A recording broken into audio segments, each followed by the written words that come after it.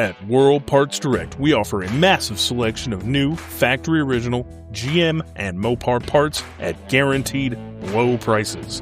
Need something that isn't made anymore? We can help you find the right part for any brand.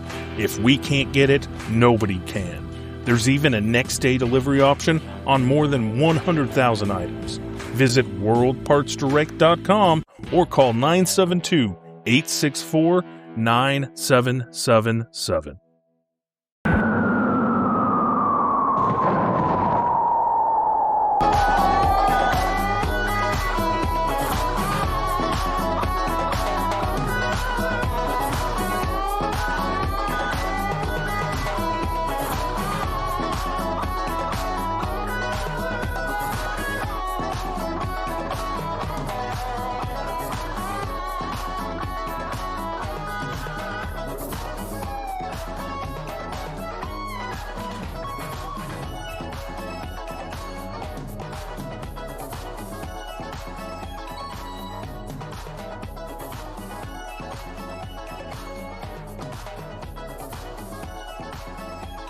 Run for cover. Yeah, I was gonna say it might be like that. Our 28 days later episode where Thor paid us a visit. We're in the middle of a severe thunderstorm warning, and I am right next to the window, so you may hear some thunder, may hear some lightning of all sorts. This is actually our second time recording this episode. It took 100 plus episodes, but it finally happened where we spoke and talked about a movie for damn near an hour and didn't hit the record button. So we are here again. Try number 2. We need to find that clip from the Tenacious D TV show on HBO where he's just like, always hit record. Always hit record. Yeah, we didn't record a single bit of it. Not a single fucking second. Yeah. So that was fun. Yeah. We also had in. I completely forgot about the 2 days of the Highlander, last 2 Highlander episodes. What was happening on the day those came out? We talked about that. We talked about the movie. We talked about a whole bunch of shit, like a whole hour. And then we were getting to the middle part where we usually take a little break, where I hit the pause button. Went to hit the pause button and realized I never hit the start button. We were paused already. It was nothing to start. Nothing. So, yeah, that was a fun realization at about 10:30 at night, and being like, well, shit. So, man, whatever you are hearing now is, for good or for bad, is try number 2 of Alien Apocalypse, a movie that I guess will always go down in our podcast history as the first movie where we fucked up and just completely did not notice that we weren't recording. Full on talking to ourselves. Talking to ourselves about a Bruce Campbell classic. Which is where we're going to talk about tonight. I guess before we talk about that, Sign of the Apocalypse, something we haven't done in a little while, but hey, season 3, we're going to try to keep it consistent. We'll see what we can do. Yeah. I guess, world history news. Someone took another shot at the president again. That happened. Allegedly. I don't know. I have no idea. I don't even know what to believe anymore. It's one of those things where it's like, yeah, these sci-fi movies we're talking about, they're becoming fucking real, where it's like, yeah, someone tried to kill the president, and my reaction is not, oh shit, my reaction is, oh yeah, where's your proof? Yeah, right. Yeah. You got a body? So, right. It's becoming very much like that, which is unfortunate, but I don't know how we come back from this, It's like I was telling, I don't know either. Like, it's one of those things where it's like, even whenever he's not in power anymore, as a society, how do we look at ourselves and be like, the president is not just an all powerful king, dictator at this point. Like, he doesn't have the power to do these things. He didn't do that at one point. We just forgot about it. Yeah, it's going to take a complete redistribution of power. Oh, I don't even... And I just don't know if that's going to happen in our lifetime. No, I'm maybe a bit of a cynic, but I think serious doubts. I just think as millennials, we've been beaten and beaten and beaten down to the point where it's just like, I've kind of it's like, yeah, man, I'm realistically like, we're in our 40s. We only got like 20 good years left before it's like, yeah. And it's like, ooh, he's going to take up at least the next 10 of those 20 years. And it's like, shit. The aftermath is take up the next 10. We're in our 60s. Oh, yeah. Who gives a shit? So it's, that's looking bleak. So it is. I mean, I don't have words of encouragement to offer. Maybe Thor does in the background there. Maybe he's throwing out some terms of endearment for us. We could use it. I would say, hey, lean into the things that you love in times like and it's like, I don't know what the fuck's going to happen. So shit, man. Just, hippie it up. Hippie it up the fuck up. Yeah. What else is there to do at a time like this? The world's on fire, it seems like. So, yeah. I was telling my students, I was like, did y'all read about them increasing the age of active enlistment? And they were like, we don't know what that is. So first had to explain what that is. No, yeah. Then had to explain what happens to them when they turn 18, the boys. Yeah. Then had to explain that it used to, explain that it used to have a cutoff date of about 38, which is what most millennials men are right now. And then they upped that age to 42. So that's fun. August needs to get here so I can turn 43. Oh, they would never draft our asses. I was about to say, if they draft us, we're fucked for whoever we're fighting. They will win. Hey, whatever. Send me on vacation. I will immediately surrender. I will be completely honest with whoever is training me in the military. They'll be like, you need to pay attention. I'm like, the fuck I don't. I get there. Hey, you win. Take me. Shit. Whatever. Yeah, right? I ain't fighting for fucking this shit. I don't give a fuck about this. No. This is not my fight. Explain in one sentence why we're fighting Iran. Nobody can do it because it's not explainable. No. We haven't had a one sentence explanation for a war since fucking, I don't know, Civil War, maybe. Maybe. Revolutionary War. Those are simple wars. Freedom. Remember that? Remember when we fought for that? That was a fun thing. Right. Oh, are you about to have a what's his name? Oh, Jeff Bridges? Not Jeff Bridges. Well, I was going to connect it to the movie Tonight because the movie Tonight, Bruce Campbell frequently keeps telling them that they have to fight for their freedom, and yet that's right. The denizens of the greater Oregon don't give a shit. They're like, yeah, we're good.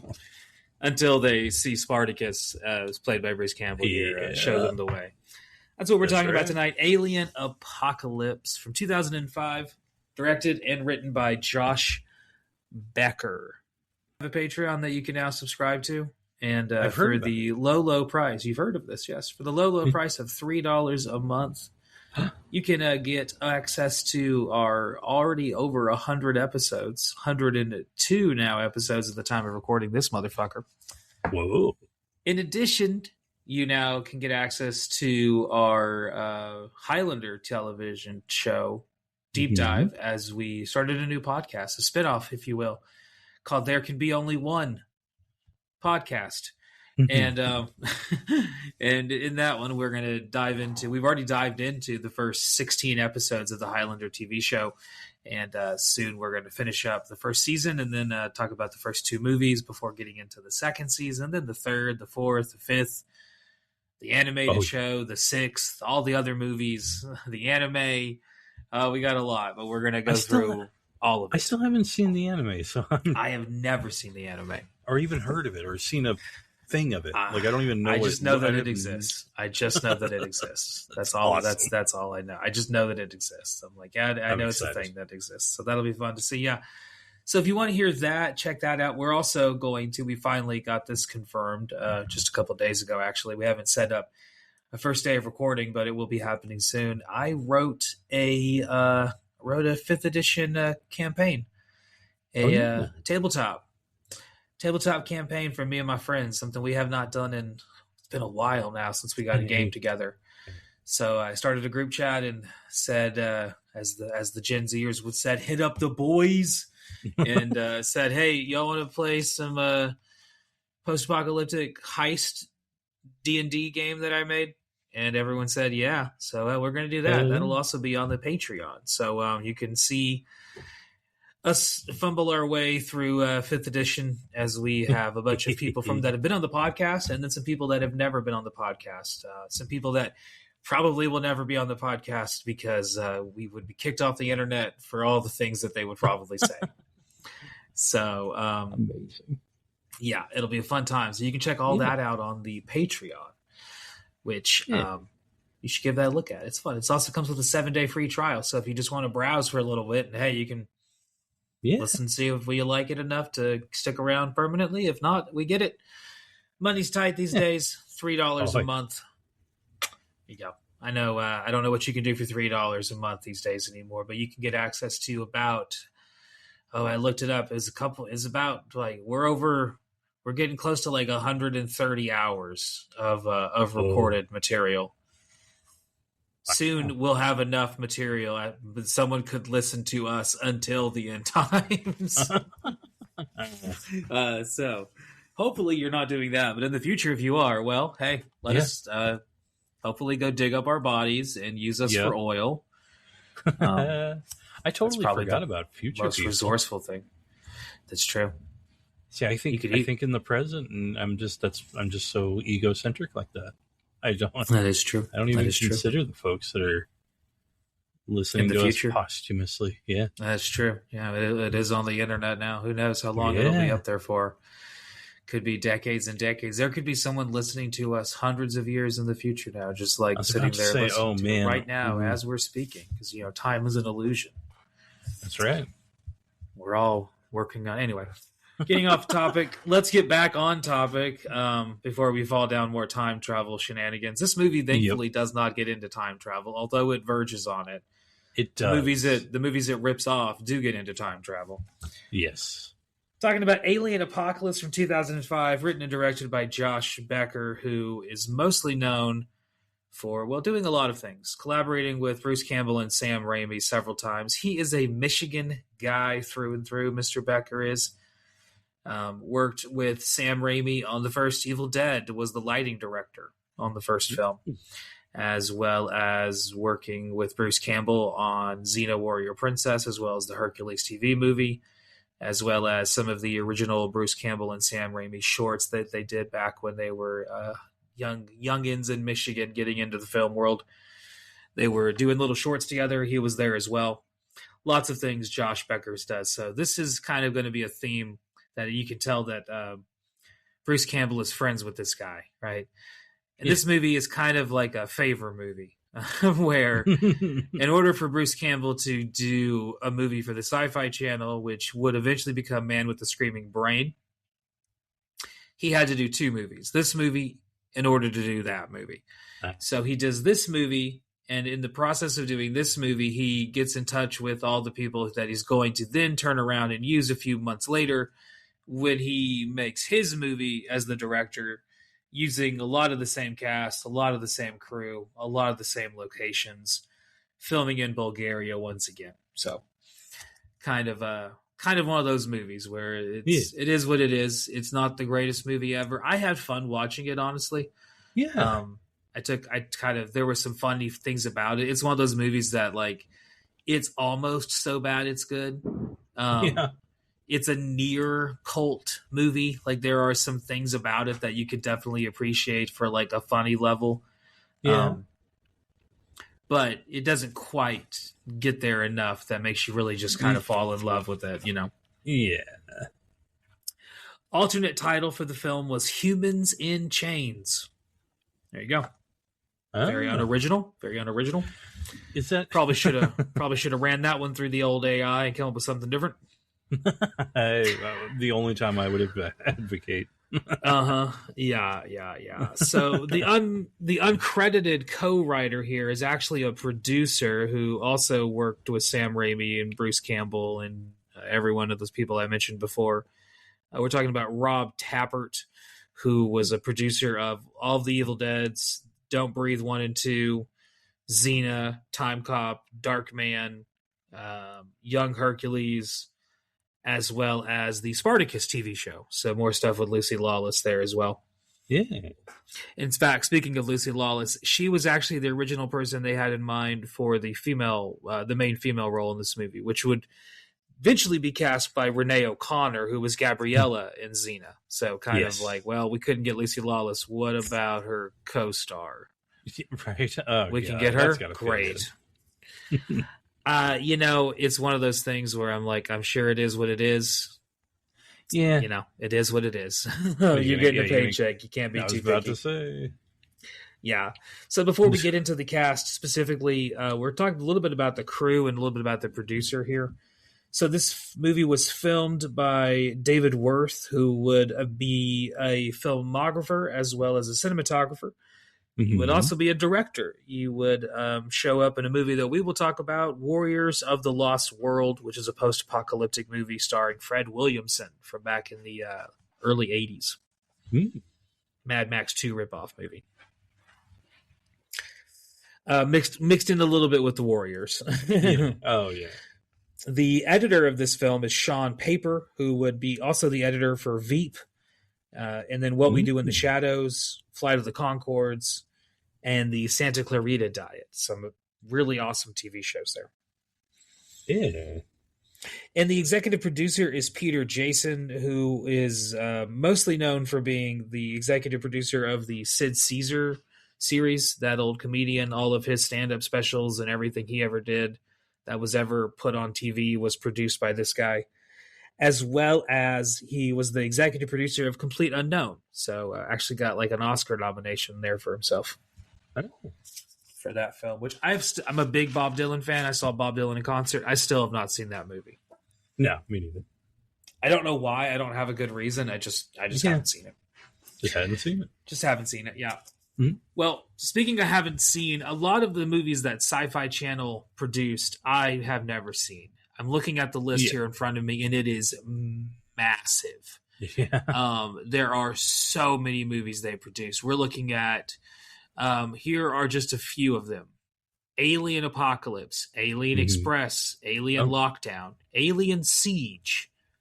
I don't believe any of those movies are actually related. Then we have 1, 2, 3 Battlestar Galactica movies. Oh. As well as like interesting things like Beyond Reanimator, Boa versus Python, Blood Monkey, Bring It On, Cheer or Die. Oh. I didn't know that was a thing. Cube 2, Hypercube. Okay. Croc. I remember that one.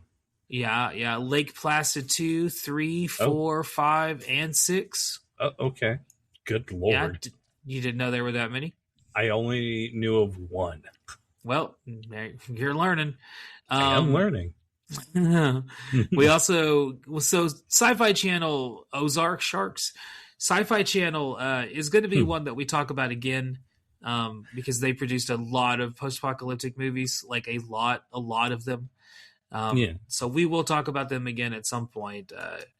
They're up there with like the Asylum in terms of being production studios that are kind of known for churning out a lot of like low effort, low budget nonsense. Yeah. This is not the worst thing they've ever made. Yeah. I can believe that. Well, wasn't that one movie we watched? It is far from the best. What was that one we watched? Christmas Istrophy. Was that? Yeah. That was another Syfy Channel movie. Yeah, this movie's better. Yeah, this movie is better. This movie does benefit from Bruce Campbell having some star power and some charisma. I was about to say. If the director obviously knows that because being friends with Campbell, he just kind of lets him do his thing here. And it's a Bruce Campbell movie. It is. 100%. It's a Bruce Campbell movie. And it is its biggest strength. Yes. Speaking of Bruce Campbell, just like last episode, we have his book here in front of us once again, Held to the Chin. Further Confessions of a B-Movie Actor.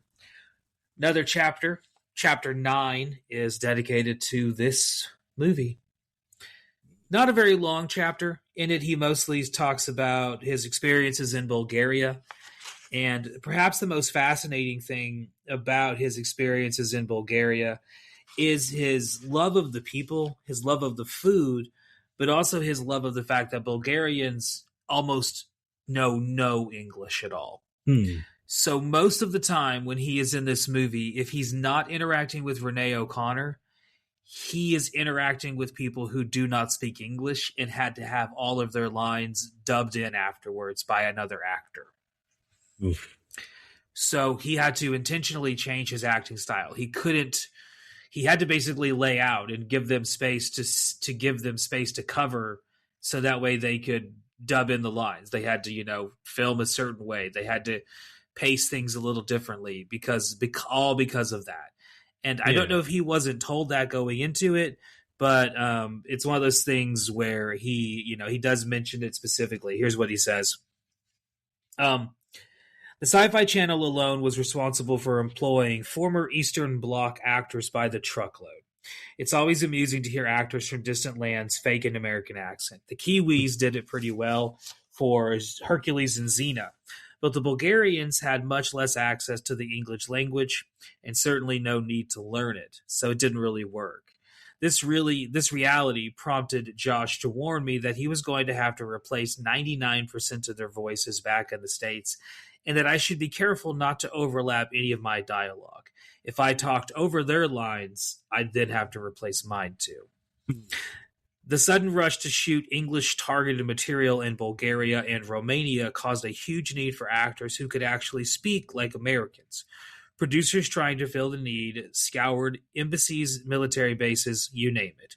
So here's one of the actors that shows up in a bit role, not one of the major characters, but he does show up in a bit role in this movie, and he would also show up in a bit role in Man with the Screaming Brain, which is the movie Bruce Campbell would direct right after this. And that is Jonas Talkington, who he had worked with the year before, and he said he was humping water to a small Bulgarian villages in the Peace Corps, and now the son of a bitch had been in 6 movies in 18 months, about the same pace that John Wayne had cracked out cheapo Republic Westerns in the 30s, just because he was already in Bulgaria and he was an American. So all of that right there was kind of his experiences in Bulgaria, which is an interesting place to film a movie at. The first movie that we're talking about in Bulgaria. We've covered some interesting countries. We've talked about Poland, Japan, Hong Kong. We talked about Canada now several times. Obviously, the United States. France with Delicatessen. France. Yep, I was about to say France, Russia, all kinds of places. But now we can check off Bulgaria on the list. There you go. First Bulgarian movie. So there's Bruce Campbell, who at this point in his life, this is after Bubba Hotep, but before he kind of starts to get into Burn Notice and his kind of prime TV roles that he would kind of take over in the late 2000s that we're going to see him as, which Philip mentioned in the Mind Warp being one of the things that he really loved of Bruce Campbell's career was a Burn Notice. Yes. I feel so stupid for not thinking of that because and I also didn't watch much of that show, but he definitely stole it. Like he's there's parts of Burn Notice that I really like. Jamie, I remember really liking Burn Notice. He used to watch it a lot. And I remember I would watch it sometimes when I was hanging out with him, and it'd be like parts of it I liked. I just hated the main character. I thought he was really insufferable. I can see that. Maybe that was the point. I don't know. But I love Bruce Campbell, so. Heck yeah. Following up Bruce Campbell playing Kelly is Renee O'Connor, who we obviously talked about was Gabriella and Xena, the crush of many young boys back in the 90s. Yeah. She was the softer side of Xena, you know? She was indeed, yes. Playing the president here is Peter Jason, who we will talk about again, as he's been in tons of things. He was going to show up for us in They Live and Mortal Kombat. He also was already in Escape from L.A., so something we've already talked about, as well as 48 Hours. So a bunch of things, all kinds of things. Those three are the primary lead cast here in this film. Yeah. Those three right there. And our president in this one, oof. Pretty bad. One of the worst sci-fi presidents that of all time, I'm going to say. I mean, he's got to be the worst, right? One of these days, we've got to put a list ineffectual. Together. I think if we just, that needs to be one of our lists, you know? Like we have a couple lists that I've been trying to do. I'm trying to think of like a list of like post-apocalyptic vehicles. Yep. or Syfy presidents. And we sure do get a post-apocalyptic vehicle in this, sort of. Sort of. Yeah, we do at the end there. Yeah. Yeah. Yeah. Yeah. For all of its PS2 graphics. I was going to say. Yeah. So last week we talked about Bruce Campbell with his kind of career being made up of movies and micro budgets, nano budgets, as he's called them. Mm-hmm. One of the first things that he always asks is how long is the shoot, in addition to whether or not he has to show his cock.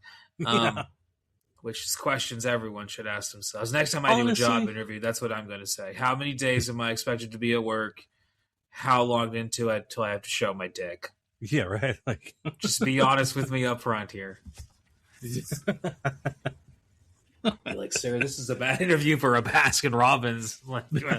I asked what I asked. Look, I said how many days? About, son. Yeah, when do I need to show my dick?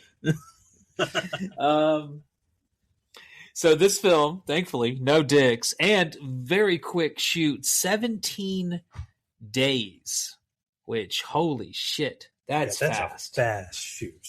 That is a very fast shoot. My wife recently went on vacation to visit her family, which she hasn't seen them in a little while. She was going to be gone for 12 days. So the fact that we could film almost most of the movie in that span of time, it's like, shit. Yeah, that's a long time. That's a fast shoot. So yeah, 17 days, very quick shoot. Knew going in that like, hey, 90% of what we film we're gonna have to replace when we come back. So we're just filming to get coverage. We'll fix it in post. Who gives a shit what he said? We don't fucking care. Well, I mean, there had to be a lot of like from morning to night shooting, like. You would imagine. Well, I know like Peter Jason, the president, he filmed all of his scenes in one day. All of them. Which he's only got like 4 scenes, but he filmed all of them in one day. Yeah, okay, there you go. So the movie was very clearly like filmed out of order. I'm guessing like they filmed like things in like whatever order made the most sense. That makes based sense. based on however much budget they had, how many people they could afford to have there that day. Yeah. Speaking of budgets, the filming budget was $1.5 million, which is interesting because that is hundreds of thousands of dollars more than Bubba Hotep was a few years earlier. And the Bubba Hotep filming went on for much longer. Much longer, like twice as long.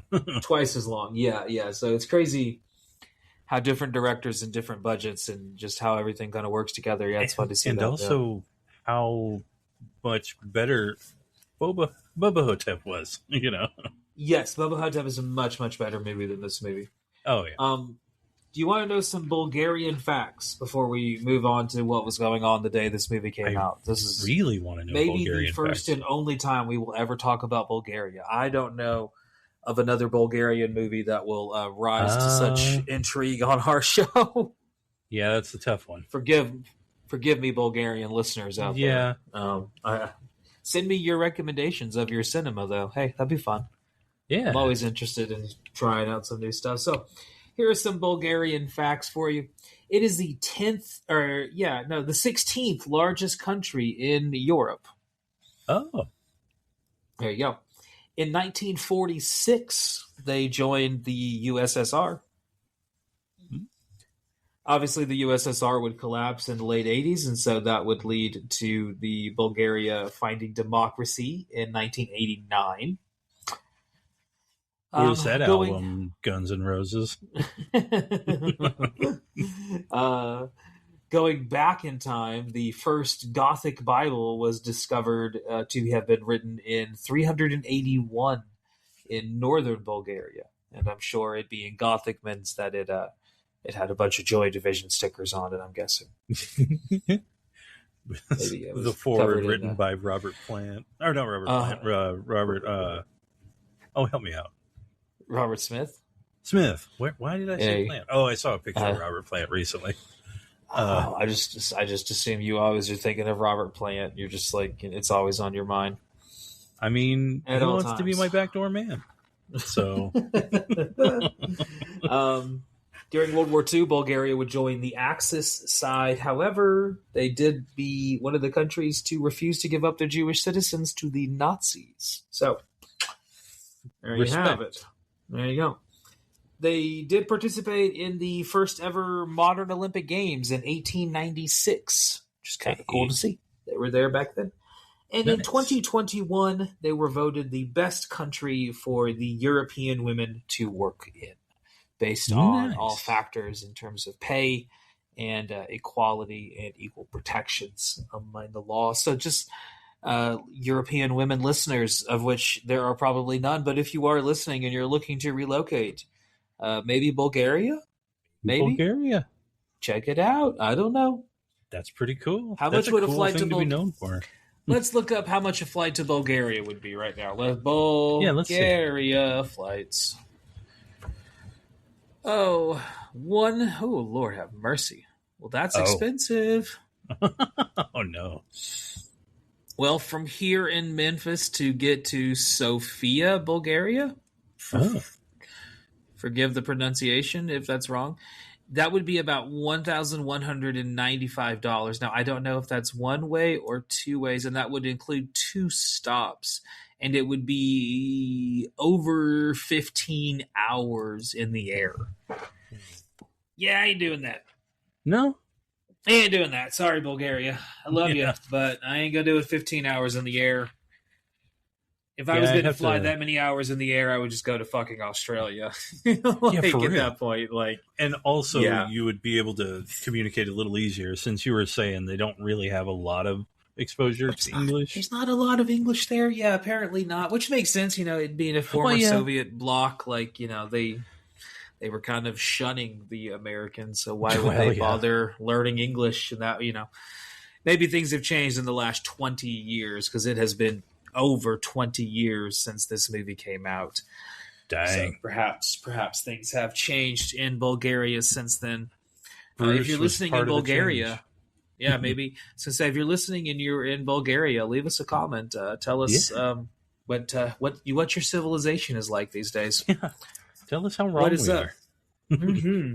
So this movie came out on the Syfy channel on March 26th, 2005, which was the same exact day that the BBC would be relaunching the Doctor Who, which was a hell of a first kind of launch back there. I really like the first Doctor that they kind of chose there. He only stuck around for 1 season, but I loved him. I thought he was great. And it's crazy because I was Christopher Eccleston, right? Yeah. See, I remember him from 2 things before. Gone in 60 Seconds. Gone in 60 Seconds and 28 Days Later. Mm-hmm. He's the villain, but he's a villain in both, So it was refreshing to see him as a good guy. But he plays he plays it a lot like those kind of characters, Yeah, so it's pretty cool. Yeah, he's a charming dude. I liked his take on the Doctor. I thought it was cool to see, and I liked that he did it for one and was like, "I'm done." Yeah, I'm probably never going to come back, and he virtually hasn't. Everyone else shows back up. Matt Smith, Peter Tennant, everyone shows back up, but he's like, "No, I'm good. Y'all figure it out amongst yourselves." Yeah, I got to respect that a little bit. Oh yeah. So not only was it a good day for television, it was also a good ass day for music. Candy Shop by 50 Cent was the number 1 song in the country. Nice. Since You've Been Gone by Kelly Clarkson was up there as well. Oh, yeah. And the number 2 or number 3 song, depending on the day, exact time, whatever you want to get into, is a band that I love, a song I do not, and that's Boulevard of Broken Dreams by Green Day. Yeah. Not a fan. Yeah, I'm not. There's a lot of Green Day songs I do not like, and seeing as how this may be one of the only times we ever talk about Green Day, as we did with Tarantino and elsewhere, let's dive into the Green Day's catalog. Let's talk about the Green Day albums, because it's one of those things where I'm like, oh, they've only done 6, and it's like, oh wait, they've done like 40 now. Because these motherfuckers just keep putting out shit. I'm trying to find that's just American Idiot. I just want the goddamn band. Where's your fucking discography? What's your favorite Green Day song? Favorite Green Day song? Oh, She is really good. Do you have a favorite Green Day? She is a really good song. I love At the Library. That's a good song from one of their first albums there. SOD, that's a good song. Yeah. You know, there was, my brother had the Dookie album, or the CD, and there was this, like, the bonus track on there, where it was like, I was in my room. I was all by myself. Yeah. I like that a lot. Yeah. That's a good one. So I found the Green Day discography here. So here we go. So the first one was 39 Smooth, which was their debut album, which came out on Lookout Records in 1990. That's back when they were mostly playing at like Gilman Street. I used to have the CD of that album, and that one does have, I believe that's the one that has At the Library on it. Oh, okay. I'm checking the track list on that one. Yeah, that's the very first song, At the Library. Yeah, that song is a really good song. Other really good songs on that album are 16 and I Was There. Those are also really good songs. Oh, yeah. Kerplunk comes out in 1991. That's kind of like their big one. That one also has some killer songs. Did you listen to Kerplunk back in the day? I think I remember Kerplunk. I didn't listen to it back in the day. I came across that more when the internet made it available to me. Yeah, that makes sense. Same. I was going to say, that's the one that has the original Welcome to Paradise, which is a little bit different. That's right. 2000 Light Years Away is a really good song. One for the Razorbacks is a great song. Who Rolled Holden Caulfield is a great song. Yeah. Kerplunk is like one of those like indie albums because it came out on Lookout in the 90s.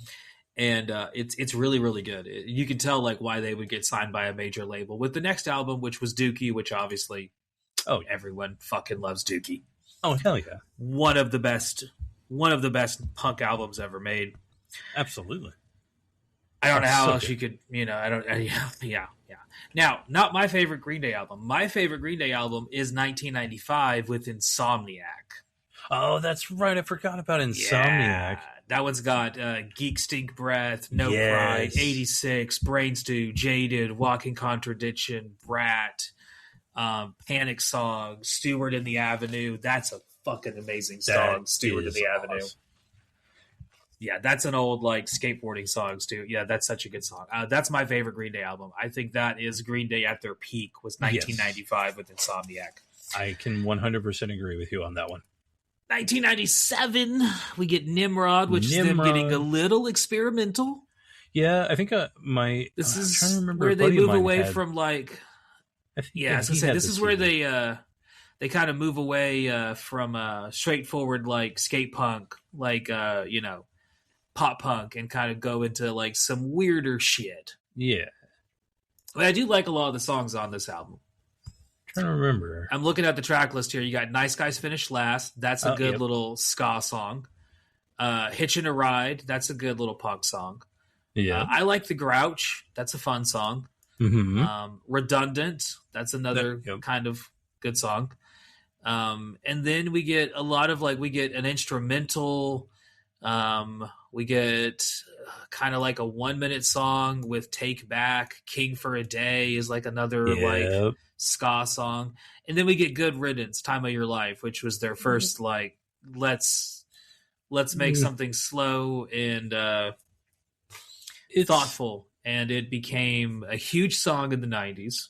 Oh, it was so many graduation songs. It's still played today, dude. Every graduation I go to, they play it. Every prom I've had to go to, I've been teaching now for 15 years. But get closer to the microphone.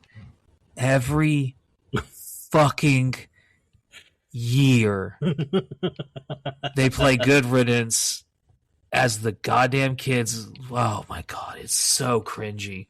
Yeah. It's to the point where it has lost all meaning. It's just a sappy, stupid song. Yeah. Which sucks because I think he wrote it about his dad. And it's it's got a lot of feeling to it. And instead of it being about that at all, now I just associate it with fucking annoying high school kids graduating. Yep. I hope you had the time of your lives. And it's he's being ironic. Like, if you watch the music video, the irony is clear as day. But like, so I don't hate that song, but I do not like it. If it's on, I will almost always turn it off, just because I've heard it so many fucking times. Oh yeah, it's like Hotel California for me. Like I've heard it too many times. I don't want to hear it again. Yeah, exactly. In the year 2000, they would switch up to the Warning, which is probably their most underrated album, honestly. I remember Warning. I remember liking that song. It's got some good shit. Warning is a great song. Church on Sunday is a really good song. Oh, yeah. I like Castaway and Misery, Deadbeat Holiday. Those are all really great songs. Yeah. And then you got Jackass, Waiting, Minority, and Macy's Day Parade. Yes. Are all, like, honestly, this is up there with Insomniac as being like one of their better albums. Yeah, 100%. And I like that they also kind of got experimental. They do like, because there's like Macy's Day Parade is like a slower song. Yeah. What you call it? Misery has also kind of got some slow parts to it. Yeah. There's some good shit on Warning. I think more people should check out Warning. 2004, 4 years later, we get American Idiot. Yeah. Which is where we are in the world right now with Boulevard of Broken Dreams. I listened to American Idiot when it came out. I bought it when it came out. I, like most people who were into Green Day at the time, it had been like 4 years since we had heard any new Green Day. Kind of interested to see what they were going to do. Yeah. I was coming to the end of my high school time when this came out. And I don't know. Part of it is, I think, getting older, there are songs that at the time I didn't like that now I do like, and songs that at the time I liked that now I really don't like. Yeah. At the time I liked American Idiot. Now it's overplayed. I can't stand it. Oh, yeah, no. Hate it. At the time I liked Jesus of Suburbia. I still like Jesus of Suburbia. Yeah. I think that's a good, like, 9-minute long, good long song. Yeah. Holiday is Green Day doing Green Day shit. Boulevard of Broken Dreams I fucking hate. No, can't stand. Wake Me Up When September Ends, I think is their worst. I think is the worst song they ever recorded.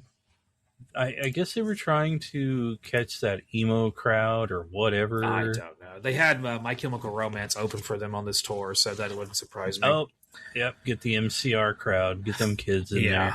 Yeah. And the rest of the songs on the album,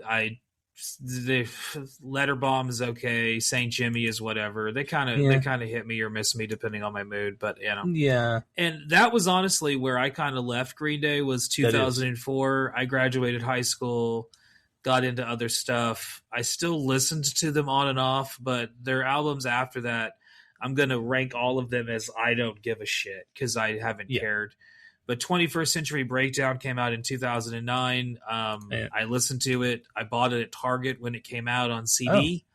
Listened to it in the car on the way home, and I don't think I liked a single song, so I never put it back on ever again.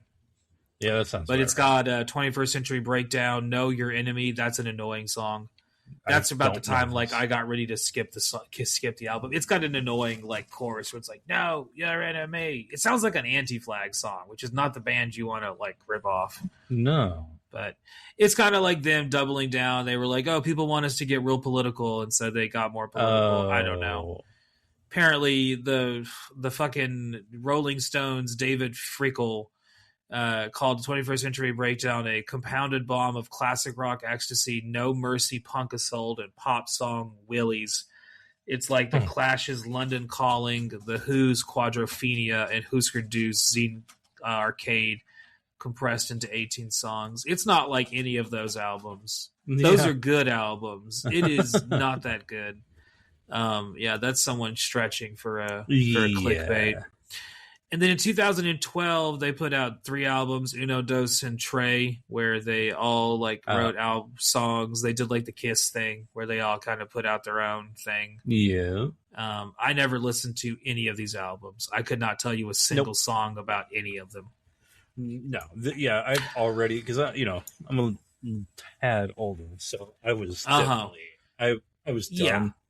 Earlier than that, so 2012. Like now, now. Not only am I a high school graduate, I'm a college graduate. Oh yeah, and like I'm trying to find a fucking job, and I don't know. A Green Day is just not really doing much for me here. So I can't talk to you about those. 2016, they put out Revolution Radio. I remember listening to this on Spotify when it came out.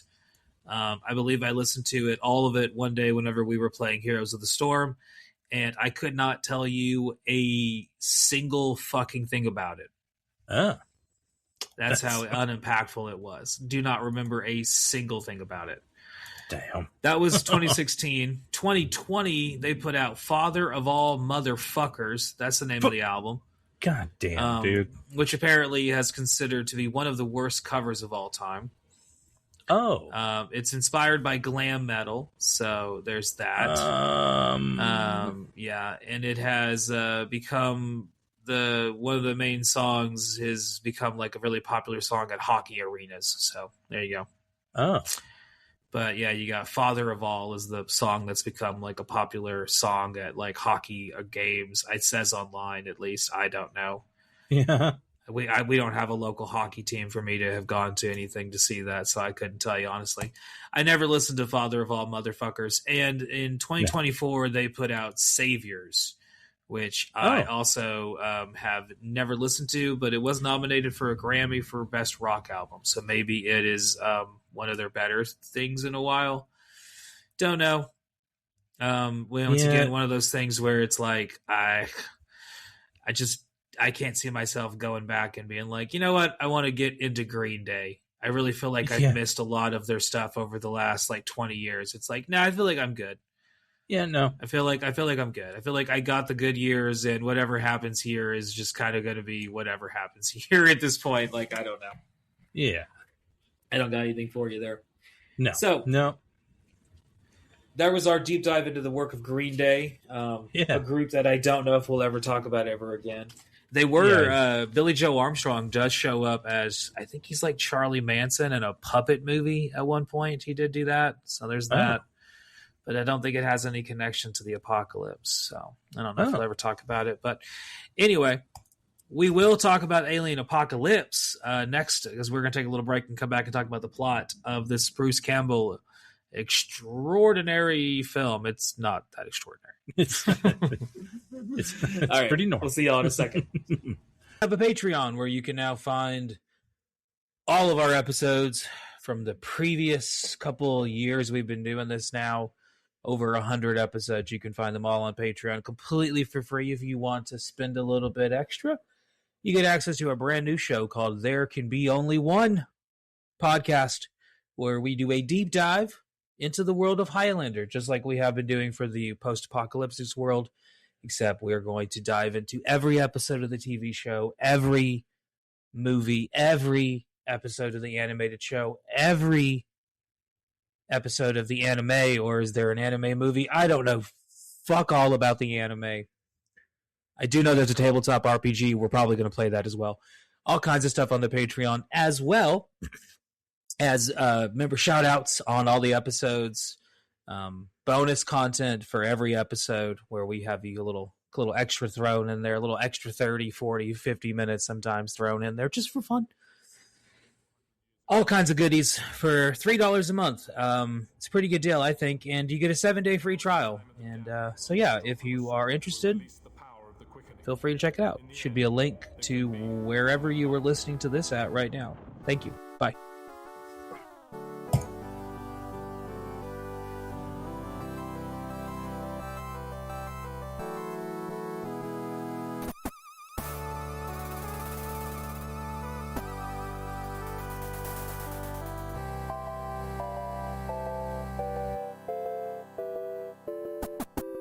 Next week, we will be back with Bruce Campbell for another week. We're going to jump in time, though. Going to go forward a little bit. We're going to go from 2005 all the way to the year 2021 as we talk about a holiday film, Black Friday, a Thanksgiving Christmas movie starring Bruce Campbell, amongst many other people, also starring Michael Jai White and Devon Sawa.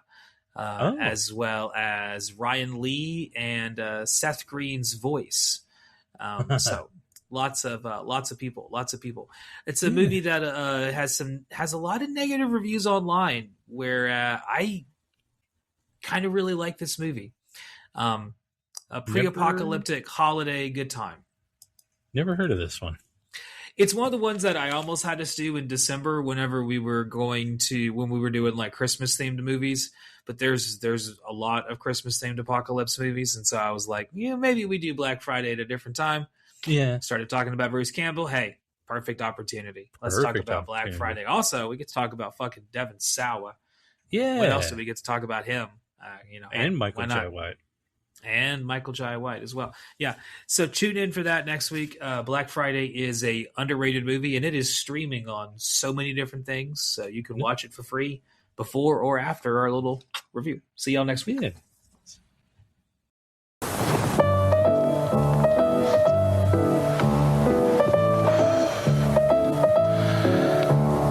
Hello.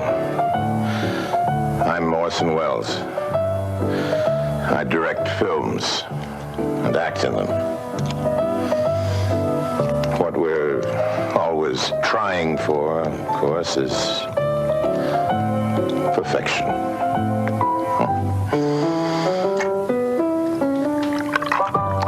In a film, that's only a hope. But with Final Picture Show podcast, you can rely on it. Perfection.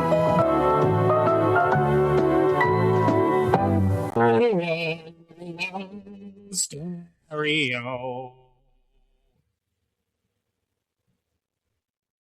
Ma. Yeah. This crazy thing today. I'm sitting at work, right over there, and I wear flip-flops all the time, and so my feet are always uncovered, and I feel something on it, and I'm like, well, what's that? Like a hair or something, No, it was a lizard had run across my foot, and okay, and was like went back behind my desk and was all like tangled up in my cords and everything. So I like went back there, tried to grab it, and all this while like during work, and I got a hold of it, but because I was like crammed under the desk, I didn't have a good hold of it, and it like wiggled out of my hand, and has been running around. I haven't heard it in a while, so I don't know if it went out the door because it's a little crack under the door. It could definitely run out of, but I could hear it running around while I was working. So like the whole time I was on the phones with people, I was like looking around, like you could hear it skittering around the room. Oh, that's funny. Yeah, so like I don't know if I'm gonna like wake up with it like in my mouth or something, like on my face. Like we'll see. I brought the cat in here earlier to try to like help me scoot it out. Yeah, I was like, that's can awesome. You find it? Can you scare it away? Something? I also, the other part of that is I don't want a dead rotting lizard in my room, Well, yeah. As you know, set it outside somewhere. But anyway, it was a crazy day. That is a crazy day. That sounds nuts. Right? Let's get into the plot of Alien Apocalypse as Thor is ushering us along here, it seems like. Yeah. So a lot of the movies we talk about can fall into one of like three categories. They're either like something unique and original, Mad Max ripoffs, or Planet of the Apes ripoffs. Yep. This movie goes with the latter of those three categories, as this is a complete and utter Planet of the Apes ripoff. Oh yeah, it's only a shame he didn't say, "Get your damn hands off me." Get your damn termite hands off of me. Yeah. Yeah, it's basically the premise of Planet of the Apes. They're astronauts, and they get sent up. They come back to Earth. It's years in the future, and they've come back to a post-apocalyptic Earth. And oh my, it's been overtaken by these alien who are termites, but not termites. And they also are the cheapest, shittiest aliens you've ever seen. They look like straight from a PS2 game. Like, it is really bad. And the worst voice? They have very terrible computer-sounding voice. Yeah, that's it not sounds scary at fucking all. awful. No, it sounds awful. It's not. Yeah, it's really bad. There's a reason they only show up prominently in like 3 scenes, and at the end of the movie, you feel like, oh, they're intentionally not showing them because of how bad they are. And then at the end of the movie, they just like, well, here's everything we got, and it's like, God damn, y'all should have not filmed any of this. Yeah, right. This is Like awful. that was a great time to just Bruce the shark that shit. In spite of it being awful, it is fun to laugh at. Oh yeah, it is totally one of those movies. Like if Mystery Science Theater ever comes back or has any kind of like shit, if the city of Memphis allowed me to do a public access show where I showed silly sci-fi movies, this would be one that I would choose because it fits that bill in a lot of ways. You got Bruce Campbell overacting. You have a story that is a complete ripoff down to the every beat. Yep. You have terrible graphics. You have people wearing misfitting wigs. Everything is set in Oregon for some reason. Put a fucking bird on it. I have a couple Portlandia jokes in here tonight. Awesome. Oh yeah, you got the dream of the '90s is alive. Yes. So you got all of that happening here, and then also like half of the movie is just dubbed ADR lines from other actors, and it's very obvious. Oh, it's and then so around obvious. that is Bruce Campbell, and occasionally Renee O'Connor shows up at the beginning and then the end. Also, he the beginning of it I liked because he's like he is a doctor, but he's also an osteopath. Yeah, what the fuck is that? Like, an osteopath is like, so it's kind of like I don't know, I'm trying to think of how to describe it. So like they're the persons that like say you like sprained your ankle and they're going to reset it. They would like, rotate your ankle and pop it back into place or something like that. Right.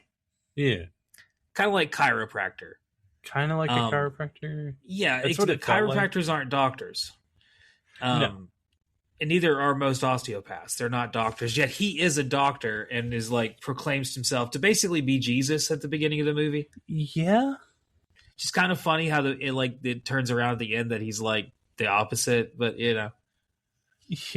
He's like the great exterminator instead of the great healer. It's kind of funny. Right. That's like the only interesting thing about the movie. I can't imagine a person in real life mistaking Jesus and a doctor, Like, would never happen in real life. No. So the movie starts with stock footage. You immediately can tell how cheap it is. All the stock footage was shot after the movie was filmed and was all added in after the fact, and that's all very obvious as you watch it. Because nothing else in the movie looks like this, but we get a lot of shots of wood, as the woods and wood is an important feature in the film for some reason. Oh, that explains Portland. Yeah. Or Oregon. Yeah. We're set in the woods, and that kind of is funny to me because everyone's like wearing beards. And the directors and writers' mentality there was like, well, if it's been all these years in the future and no one's allowed to shave, they would just have like unkempt beards and hair. And like, yeah, that's true. But because it's set in Oregon, they just look like people from fucking Oregon. They look like people from Portland. Like everyone I've ever seen from Portland. I've driven through Portland once in my life. Everyone in this movie looks like they could be in Portland. Yep. There wasn't a single person that would be out of place in fucking Portland. Like even the goddamn green termites walking around. You know what? They would fit in Portland too. Keep Portland weird. Keep Portland weird. Yeah, it's a very weird place Portland is. I love it. One of the few cities that if I could live anywhere, I would love to live in Portland, but it's just so expensive. Hey, that's maybe one day in an alternate universe. I'm successful doing art in some way, and I can just hang out in Portland all day. But hey, until then, we're making it do in Memphis. Yep. I was going to say, get us to Portland, folks. We would fit very well in Portland. So we do start with narration. Yep. And this is the first of the movies that we've watched with Bruce that he doesn't do the narration. And it's kind of like, shit, man, why not just have Bruce do it? He's good at it. Hell yeah. if you're going to give me narration, at least have Bruce do the narration. Like, he clearly lives at the end of the movie, so it's I don't know. It's just like a weird. Yeah. Clearly, they had whoever was editing the movie or whoever was putting the thing together was like, oh shit, we need like someone explaining things. You say these lines here. It was kind of like Mad Max in that way, where I guess Road Warrior, where I think it was the kid. Narrating is telling the story or something, telling the story. And then what was the other movie that did that? Postman. There have been a few. The Postman also, that's one that, I was going to say, there have been more than a few movies of the post-apocalypse that we've talked about that are kind of based on the idea of like telling a story or storytelling in some capacity, which makes sense. Kind of going back to like the primitive sense of our cultures. Yeah. So yeah, this is just a Planet of the Apes ripoff. So they are him and his team land on Earth, and they immediately, almost immediately, get caught, like within minutes. And they stand out like a sore thumb with the way they're dressed. They immediately get put into like masks so they can't talk because that's like a thing where no one's allowed to talk. Yeah. We finally meet the aliens, and it's pretty fucking bad. Yeah. It looks like some aborted DreamWorks fantasy. It's really bad CGI. It looks like a PS2 game. Even for 2005, this is bad. Yeah. I would have preferred makeup and a costume. Obviously, they don't do that. The only thing that you could tell they did is make a hand, because they use that hand, the termite hand, over and over and over and over again for close-ups. Anytime someone dies, they're like, oh, here's the arm that we built. Yep. Ooh, look at it. It's like, I wish you just would have built the whole fucking costume. It would have looked better than this shit. Yeah, right? Yeah, this is bad looking. Oh, yeah, it's very bad. They're termites, and so they came to Earth to steal our wood. Because we're a planet of wood, I guess. I don't know. It's better. It makes more sense than Sixth Sense does, I guess. That does make more sense. They didn't land on a planet full of water and find out they're fucking they're like poisoned by water. It's like, well, that was stupid of you. Did you not do your research and realize that we're like mostly fucking water? Right? Like, all right, there's a couple of planets we can go to. It'd be like if a goddamn alien species invaded Earth and they were like, we've come to kill you all. By the way, we're poisoned by oxygen. It'd be like, well, shit, man, you're fucked here. Should have thought that through. You're right. Like... so I do like that there's at least some thought put into it. They're like, yeah, we came here because you have wood, you have a lot of trees, and like we need them, so we're coming for it. And that's what they have the slaves doing is like harvesting wood for them. And their like little compound is made of wood. It looks awful too. Yeah. It's pretty bad. What to call that. Yeah, and then for some reason, the president is brought up and rumored to be living not amongst the slaves, but elsewhere. The slaves like have like some of them believe that he's going to save them all still. Yeah, for some reason, like guys, y'all are barking up the wrong tree, thinking that. I love the line that the old man says. Do you remember it? Whenever he was like, excuse me. He was like, president wasn't even all that good anyway. And then the kid goes on and on and on, and then the guy's like, Republicans.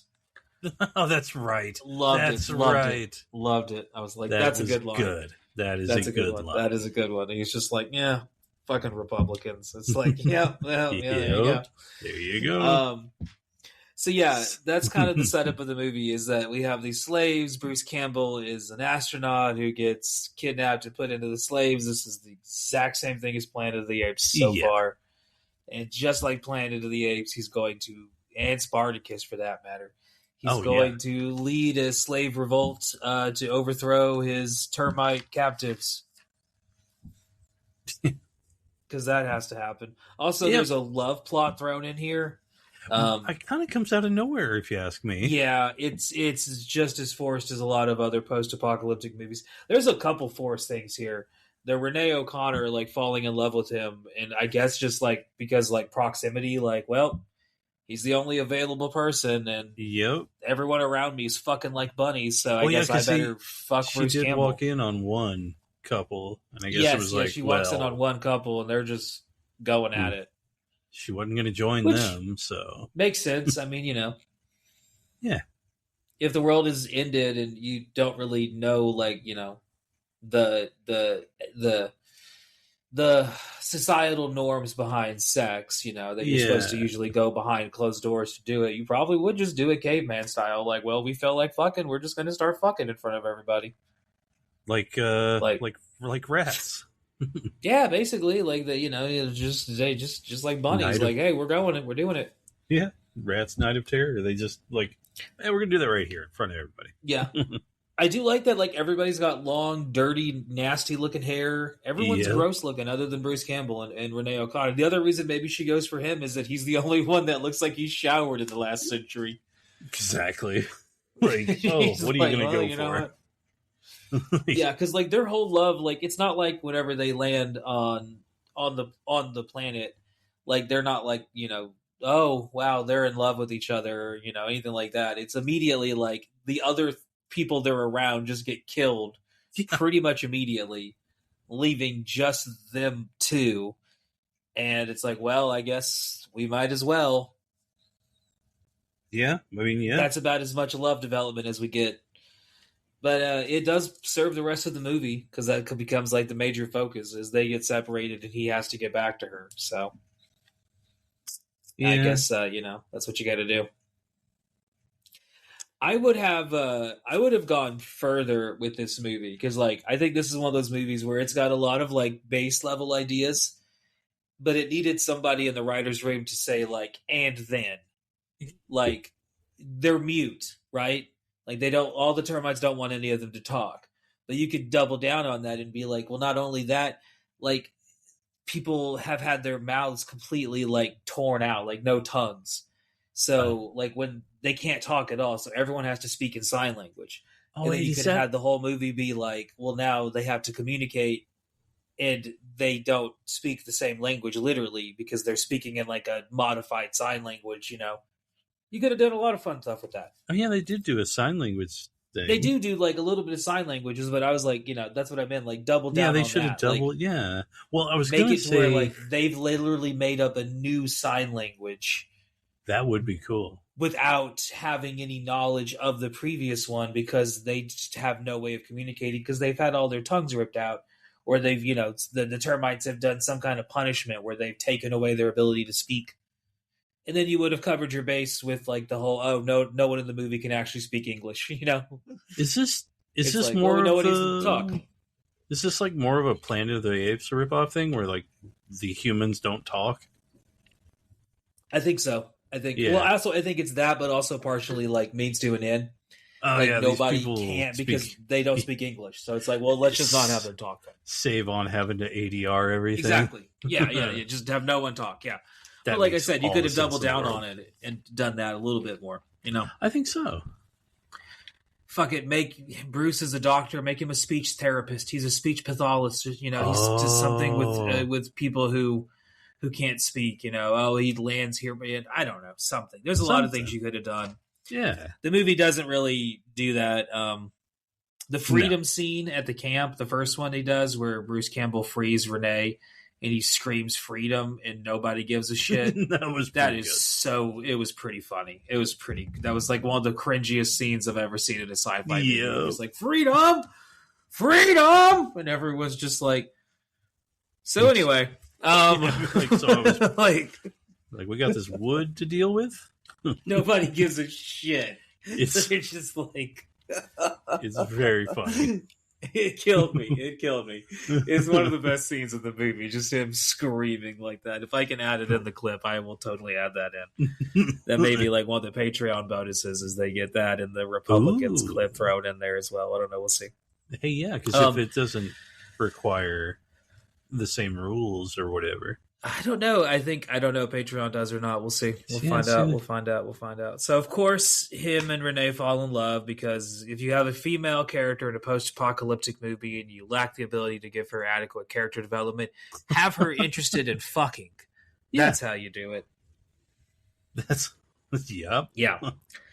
Which leads to her being held captive, which leads to him starting a quest to go find the president because yeah. Yeah. The Well, president I guess needed to be found. We needed to have another act in this movie. well, because I guess it was just from all these folks just saying the president will save us.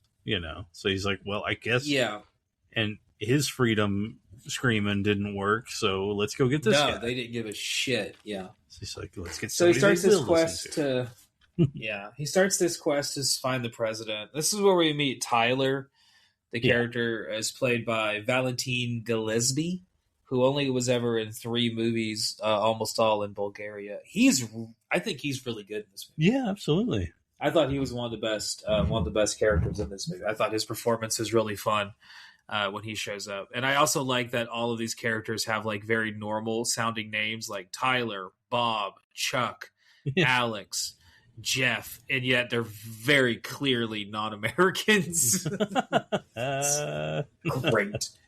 It is amazing. Tyler, I thought he was great here. And then eventually we meet the president after we meet more characters that are going to join our side quest because that's what they did in Planet of the Apes. So we might as well do it here. Well, so we have to have a more like an indigenous woman, of this world. Yeah. We get an indigenous woman of this world that follows him too.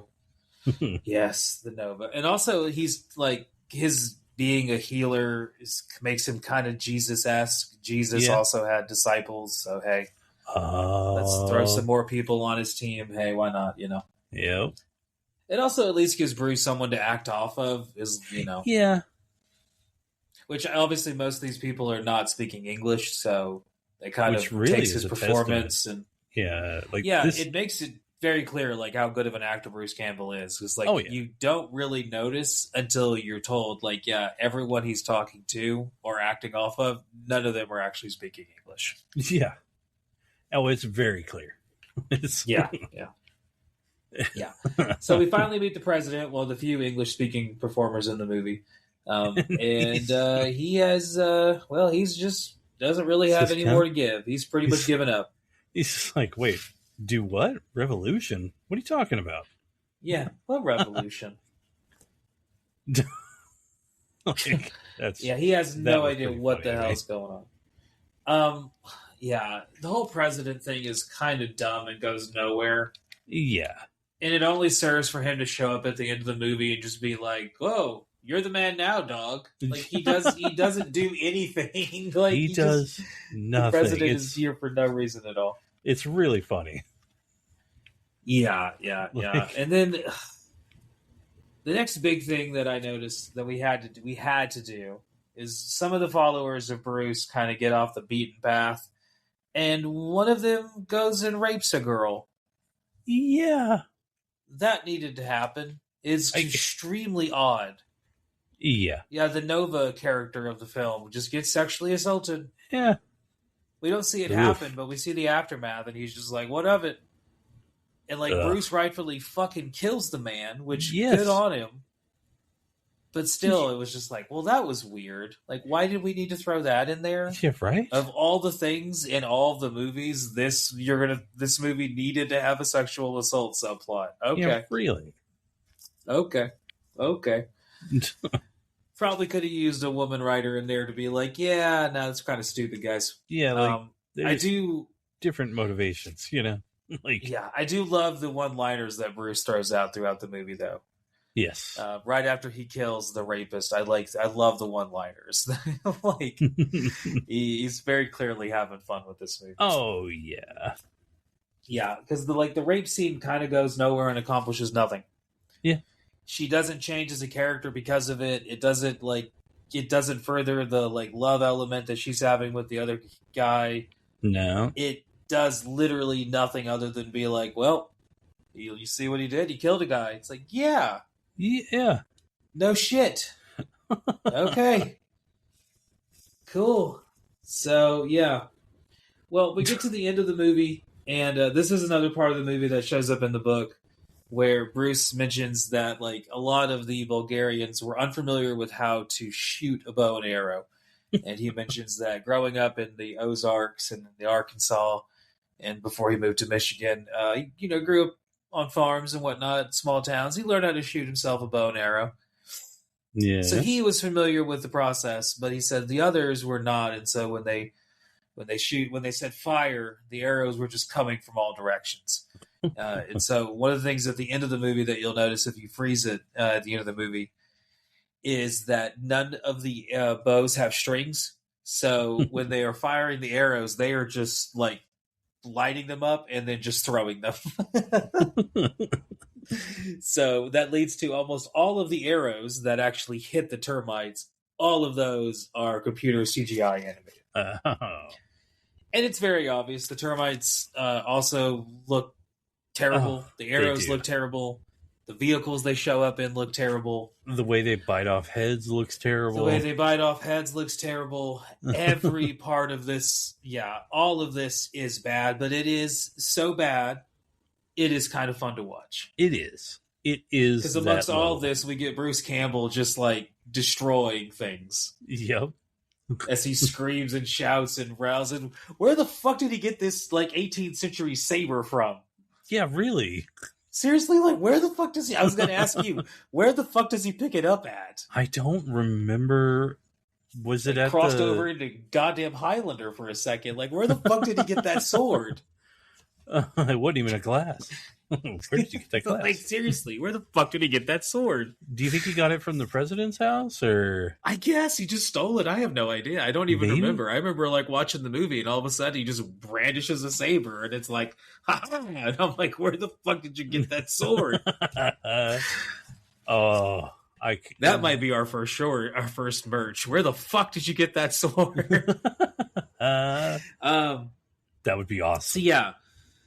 They defeat the aliens, or so we think. We get a dusty finish, to borrow from the world of wrestling terms, where you think the good guy is going to be victorious, only for the bad guy to show back up and be like, Didn't end that way, because the termites show up once again, next time in full force. In their vehicle? Yeah, and they sentence him to death. Can I just tell you? Yeah, talk about the vehicle for me. It looks awful. Okay.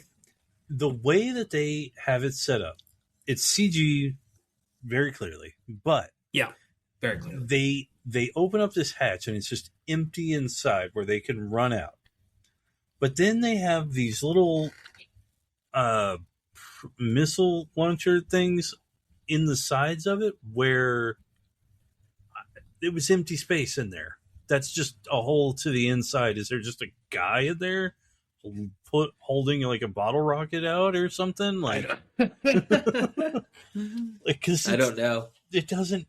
It annoyed me because I was like, "Come on! You could CGI this thing to do anything else, and anything you made you wanted, this anything. Like it comes out of nowhere, and."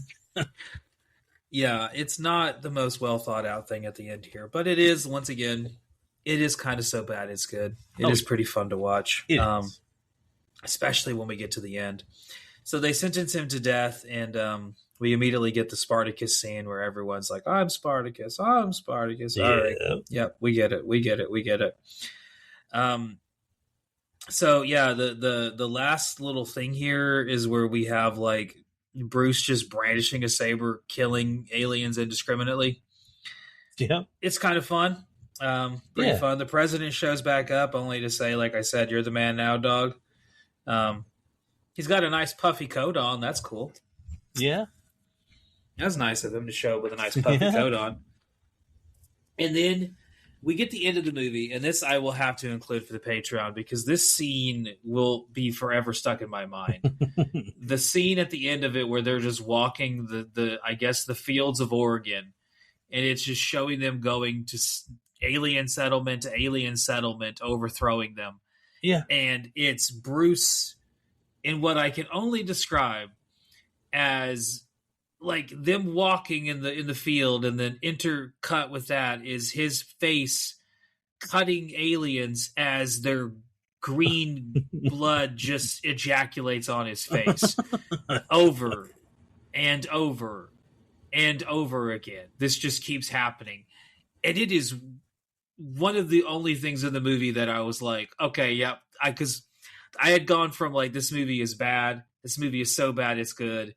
This movie might just be bad. This movie is so bad it's good. This movie is definitely so bad it's good. Like it went that full circle with it. And that's the end of the movie. That's where it ends. It sets up for a sequel that in time never came, as he is now become known as the Great Exterminator, because, you know, they're bugs. Get it? Fucker. My final thoughts on the film before I pass to you. A very low effort, silly, dumb B movie from the Syfy channel from a time when killing 2 hours was at a premium. And this movie does just that. It would easily kill 2 hours of your life. It's an 88-minute movie with commercials. That would be a 2-hour block any day of the week on cable back in the year 2005. Silly, dumb, predictable Planet of the Apes ripoff. But I did enjoy it at times. There's some parts that I thought were really bad that were so bad they were good. There were some parts that were just stupid. All through it, though, Bruce Campbell is kind of what holds it together. He is the glue here. Without him, this movie would be absolutely atrocious and unwatchable. With him, his charisma elevates it to something approaching, at least a so bad it's good movie. You definitely get the feeling of like he made this movie so that he could make another movie that he had more interest in making. Yeah. And hey, you know, it comes across that way. Not the worst movie, not the best movie. A fun movie though. Definitely a fun movie. Not the worst way to spend 80 minutes of your life. What are your thoughts? This was one of those things, like, the only thing I really liked about it was Bruce Campbell, you know? Yeah. Like, everything else was just, everything else was so bad it's good. But Bruce Campbell, like, elevates it, kind of, you know? Because if it was anybody else, if it was like an overdubbed, non-English speaking actor that was being, like, leading it, it almost would be unwatchable, you know? Like, yeah. I was gonna say, because like Renee O'Connor, Peter Jason, the supporting cast, they're not offering up much here. And I feel bad that I didn't recognize, because I didn't look it up at all before I watched it. So because I just wanted to just dig in, and I didn't recognize her, and I never knew her real name, or the actress's name. That's on me, but so I didn't catch it. And for some reason, like, I don't know if it's just because she was wearing a spacesuit. I've never seen Gabrielle wear a spacesuit, so like that didn't register. It never occurred to me that was her. So, but yeah, so for me, it was just Bruce being pretty. And at the beginning, he's literally carrying the movie with one of the actresses, who is, by the way, maybe the worst actress in the whole movie, like the worst actor in the whole movie. But then she's the first to die, bad. So. She does get killed almost right away. Yeah, they knew what they had on their hands there. They knew. They were like, "Oh, you are terrible." So he's literally carrying the movie at the beginning. So it's like, "Oh, we know where this is going." Yeah, which is fun to see. I mean, we've watched now 3 movies where Bruce Campbell has carried the load. Oh, yeah. At least in Bubba Hotep, he got a little bit of help from Ozzie Davis. Yes. But with Mind Warp, he was really carrying a lot of that movie on his own, and here as well, doing a lot of it on his own. Next week, we will be back to talk about another movie with him. We'll see if he's doing that, like carrying that on his own, or if he gets some support. At least we know Devin Saw was going to show up, so that'll be fun to talk about. Yeah. Someone another guy that we grew up with as millennials, showing up at a bunch of stuff as we were kids, and so it'll be fun to reminisce about that. So hopefully y'all had a good time. Yeah. You can check us out on all of the podcasting streaming services, Good Pods, Apple, Spotify, Amazon, all of the evil capitalistic companies, YouTube, all of them. Yes. Whichever ones you want to listen to on, as well as the independent ones, if you want to look at those ones as well. Those are always a fun time. Hell yeah. Speaking of independent, we are independent creators, artistes. I don't know. I don't want to use the word content because that sounds gross to me. It's a gross word. we make shit, and if you like the shit we make, you can listen to us on Patreon. That is $3 a month if you're interested. You get access to over 100 episodes and more, at least 3 a week now. I've been having fun getting more shit going, so give that a listen and a like and an interest if you're interested. 7-day free trial if you want to give it a little look-see before you dip your toes in full time. Yeah. And I keep saying because we have so many things to say, but I think that's the last we'll see y'all next week for Black Friday. Bye. Yeah. Take it easy. At World Parts Direct, we offer a massive selection of new, factory original GM and Mopar parts at guaranteed low prices. Need something that isn't made anymore? We can help you find the right part for any brand. If we can't get it, nobody can.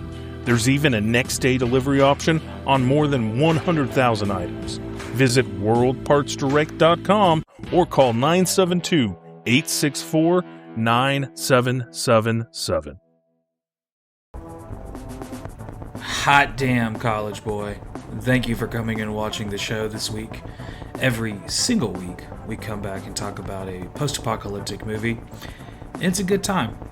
Sometimes we talk about extremely obscure movies that virtually no one really else talks about.